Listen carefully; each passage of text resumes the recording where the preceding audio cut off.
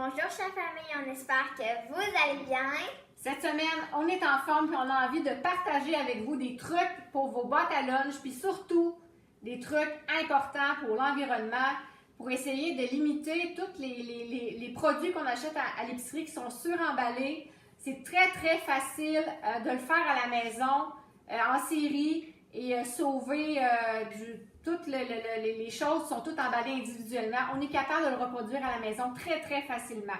On va vous donner des exemples cette semaine. Donc, cette semaine, c'est pas vraiment des recettes là, comme on fait d'habitude dans notre livre, mais dans le fond, ça pourrait être une compote de pommes maison, un yop maison comme on a fait la semaine dernière, qu'on a mis dans un contenant recyclé. Dépendamment de l'appétit de vos enfants, le même yop aurait pu aussi être mis dans un pot maçon. Il existe plein de pots sur le marché qu'on est capable de prendre pour refaire à la maison des contenants pour le transport dans les boîtes à lunch ou pour le travail. Donc, on veut vous montrer comment c'est possible. C'est Juliane qui m'a inspiré cette capsule-là parce que Juliane est un agent vert à l'école, donc elle a la responsabilité de sensibiliser des élèves avec elle à l'école l'importance de l'environnement, n'est-ce pas, Juliane? Oui, je suis déjà allée dans plusieurs classes pour aller voir. Donc là, ils nous demandaient est-ce que ça va dans quel projet. Et là, on a fait un PowerPoint ici pour montrer comment ça marchait, qu'est-ce qu'il y avait dans leur équipe, qu'est-ce qu'il y avait dans le compost et qu'est-ce qui allait aussi dans la poubelle. Donc, Juliane m'a inspiré cette capsule. C'est pour ça qu'elle voulait être avec moi pour faire cette chronique-là. Donc, on veut vous montrer. Ici, on a récupéré un verre qu'on a acheté. C'était une petite bouteille de smoothie qu'on avait trouvé. Et maintenant, c'est devenu une bouteille. On les a toutes lavées, on les a conservées. Donc, nous, ce qu'on fait avec ça, au lieu d'amener des contenants de lait individuels emballés avec des pailles qui sont à usage unique, donc vraiment pas bon pour l'environnement, nous, on prend, nous, on a du lait de soya, là, donc ça peut être n'importe quelle sorte de lait. On prend notre contenant, on remplit comme ça, j'en fais plusieurs d'avance, je mets ça au frigo et voilà, on a des contenants de lait comme ça, prêts à mettre dans une boîte à lunch. Après, on peut le boire. Voilà, donc au lieu d'acheter des petits contenants, on prend des contenants et j'en ai plein au frigo, les enfants s'en prennent un le matin. Ça, c'est pour le lait. Le yogourt, on a fait la semaine passée, donc on avait utilisé des vieux yops, comme je disais tantôt, ça fait des pots maçons. J'ai aussi des petits pots de yogourt qu'on a achetés sans les nommer, c'est des Riviera en verre comme ça.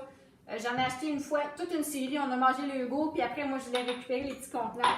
Ils se vendent les couvercles individuellement, je les ai trouvés à l'épicerie, accrochés, donc ça se vend dans des petits sacs, des paquets de couvercles, donc il vient fermer les petits pots comme ça, super étanche, je l'ai testé en masse, c'est très étanche. Donc, et avec c'est la preuve!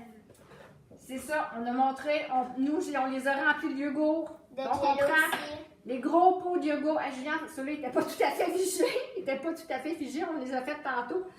Donc, on prend des gros contenants de yogourt et on les fait nous-mêmes dans des petits contenants au lieu d'acheter des paquets de petits contenants faites-le, achetez un gros contenant pour l'environnement et faites-le vous-même dans les contenants individuels. Sinon, comme on fait, nous, quand on achète du beurre de pinot, on le mange, on le finit, on nettoie, puis mon père, il les prend, puis il met des clous dedans, puis ça sert.